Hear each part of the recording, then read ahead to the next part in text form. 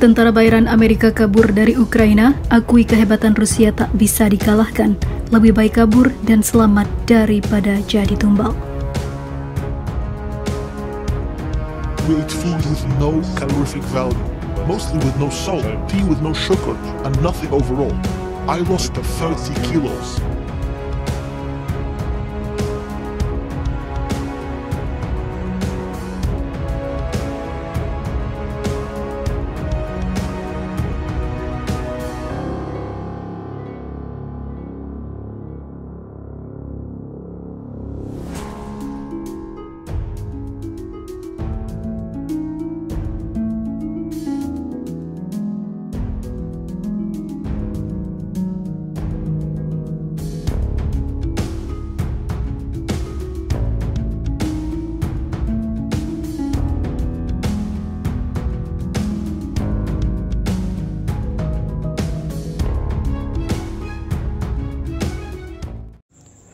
Hai para penonton Central News, sebelum lanjut jangan lupa subscribe dan lanjut tekan tombol Super Thanks. Tombol Super Thanks ada di atas tombol subscribe. Jika Anda ingin mensupport channel kami menyajikan berita yang paling Anda tunggu-tunggu. Terima kasih.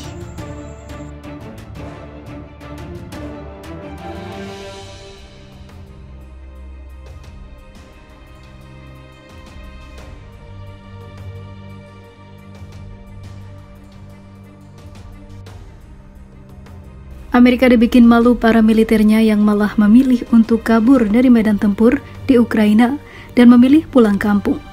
Salah satu pasukan Amerika Serikat mengatakan, kami awalnya kira semua itu tidak nyata tentang kehebatan Rusia, namun faktanya mereka benar-benar tidak terkalahkan, dan kami melihat betul bagaimana mereka menaklukkan teman-teman kami di unit militer. Kami yakin tidak bisa mengalahkan para tentara Putin itu, maka dari itu kami memilih kabur atau menyerah. Seperti diketahui, bukan rahasia lagi jika Ukraina memanfaatkan tentara bayaran asing baik dari veteran Perang Amerika Serikat, tapi mereka umumnya menyesal karena harus berjuang untuk Ukraina dalam perang melawan Rusia.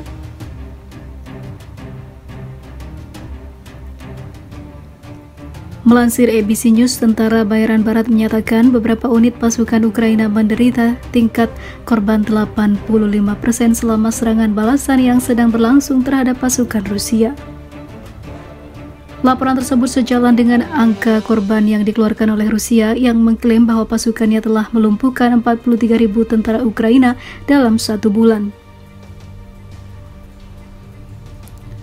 Seorang veteran tentara Amerika Serikat yang bertempur dengan pasukan khusus Ukraina di dekat Donetsk mengatakan kepada ABC bahwa unitnya yang terdiri dari puluhan orang ternyata 85% korban selama penyerangan di sebuah desa dekat kota pada 2 minggu lalu. Dari mereka yang terkena, 40% terluka sangat parah sehingga mereka menjadi pertempuran tidak efektif. Sesudahnya, rekannya, seorang tentara bayaran di Amerika lainnya, mengatakan bahwa unit tersebut menghadapi perlawanan yang sangat terorganisir. Dari pasukan Rusia, tentara bayaran ketiga dari negara barat yang tidak dikenal mengatakan kepada jaringan bahwa dia telah terluka parah pada hari-hari awal serangan balasan, dan sekitar 80% dari batalionnya telah terluka. Sementara itu, para pemimpin intelijen dan militer Amerika percaya bahwa serangan balasan akan gagal dan mengetahui sebelumnya bahwa peluang sukses Ukraina tipis. Menurut laporan media baru-baru ini, Kiev bermaksud untuk bergerak ke selatan melalui wilayah Zaporozhye dan mencapai kota Melitopol dekat Laut Azov, yang akan membelah front Rusia dan memutus akses daratnya ke Crimea. Namun, beberapa baris parit bunker dan ladang ranjau Rusia menghalangi, dan tanpa dukungan udara, pasukan Kiev telah berjuang untuk mencapai bahkan yang pertama dari garis-garis ini.